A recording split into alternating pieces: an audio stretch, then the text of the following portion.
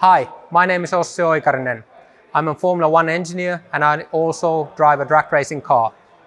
Now I'm going to show you how an RVS treatment is done on a normal road car. RVS Technology G products, code color green, are designed for 4-stroke gasoline, petrol engine treatments, and D products, code color red, for diesel engine treatments. The treatment procedure is similar for both engine types, and it is easy to do by following instructions. The basic principle is that the G4 product is designed for a 4-liter oil volume, G6 for a 6-liter oil volume, and so on.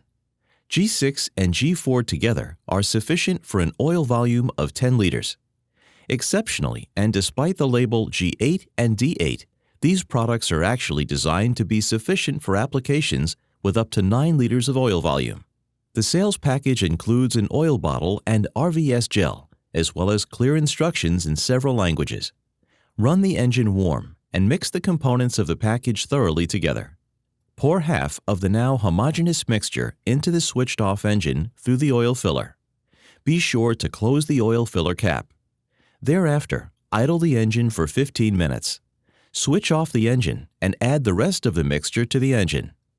After the addition of the second part, the engine must be run or idled for at least 30 to 40 minutes.